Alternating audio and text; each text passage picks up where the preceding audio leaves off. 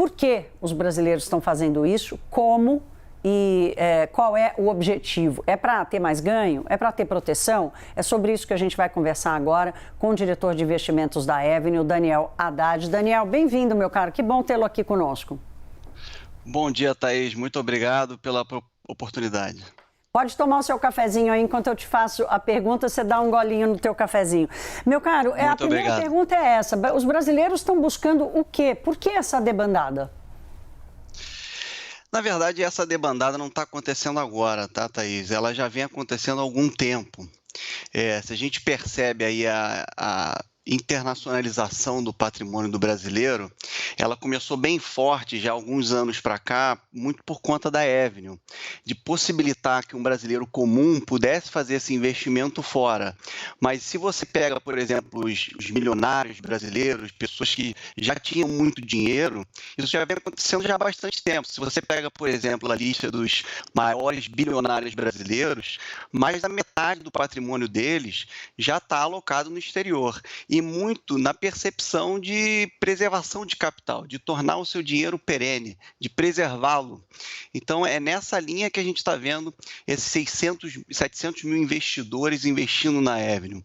No início, eram investidores buscando mais algo arriscado, por exemplo, e agora o investidor brasileiro já está se educando e percebendo que, de fato, o país arriscado é o Brasil.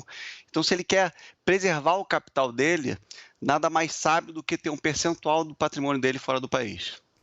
Eu vou querer explorar com você o perfil desse investidor, mas antes eu quero só mais uma informação aqui. O que é tomar risco fora e o que é preservar capital fora, saindo do país que tem hoje a maior taxa de juros real do mundo? Quer dizer, investir em renda fixa aqui no Brasil daria mais renda. Qual é esse gatilho de busca de proteção lá fora num ambiente em que vai pagar bem menos? Essa questão da taxa de juros hoje muito alta no Brasil, ela tem um motivo. Ela não está alta à toa, ela está alta por uma questão de incerteza no Brasil. Como diz o Pedro Malano, o Brasil até o passado é incerto. Então, o Brasil é o país emergente. Se eu te perguntar, por exemplo, qual foi a moeda que desde a criação caiu 80%, a primeira coisa que a gente pensa é em criptomoeda, mas o real perdeu 80% do valor dele desde a criação em 94. Então, quando a gente fala de preservação de capital, a gente está pensando muito nisso, do brasileiro sair um pouco dessas incertezas dentro do Brasil. O Brasil vai ser um mercado emergente, continua sendo um mercado emergente, e é importante que o brasileiro tenha acesso a países desenvolvidos. Então, é isso que a gente está vendo. É essa leva de brasileiros que a gente está vendo. O brasileiro hoje, por exemplo, ele é um consumidor global já, ele consome produtos importados, produtos internacionais, mas ele nunca teve essa oportunidade de também expandir a sua fronteira financeira. E através da Avenue, hoje ele está tendo essa oportunidade. Daniel, acho que você toca num ponto importante aí, que é a educação financeira, né? E o desenvolvimento do mercado de capitais no Brasil como um todo, né? Então, a Avenue abre essa porteira da fronteira, né? Do brasileiro sair da fronteira do mercado de capitais brasileiro e aprender a lidar, inclusive, com regras diferentes e com oportunidades diferentes de investimento. Agora, você citou os bilionários. Eu consigo imaginar que 700 mil clientes não é tudo milionário, né? Qual é o perfil desses clientes? Que mudança que vocês estão reparando nos últimos tempos, nos últimos meses especialmente? E o ticket médio ali investido, se a gente que tem ainda muito dinheiro?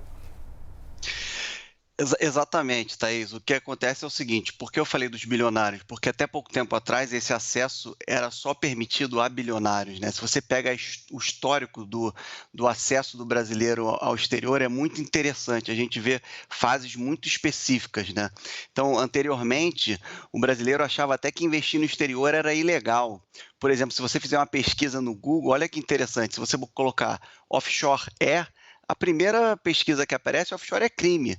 Porque o brasileiro ainda acha muitos, que investir no exterior é crime. E não tem nada de crime nisso, é só você declarar. Aí depois vem uma segunda fase, falar, então deve ser difícil, eu vou ter que fazer meu imposto, eu não sei falar inglês direito, eu vou ter que ligar para o meu banqueiro, meu dinheiro vai demorar para chegar lá. Essa fase também passou com a Avenue, porque com a Avenue, em 5 minutos você abre sua conta.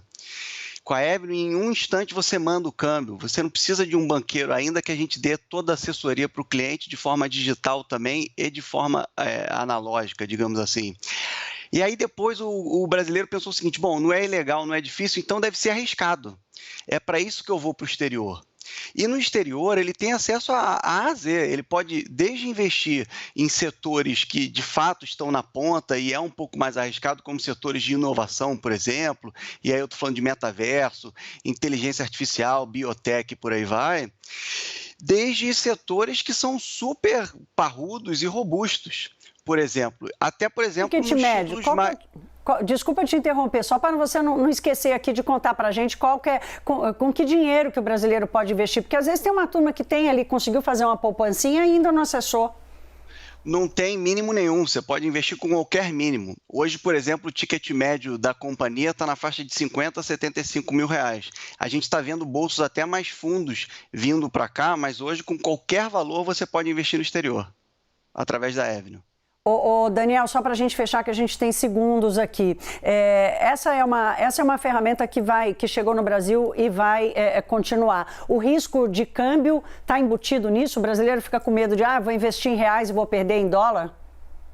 Eu te pergunto, qual é o risco de câmbio aqui? É o quê? É o real ou é o dólar? Quem varia não é o dólar, é o real.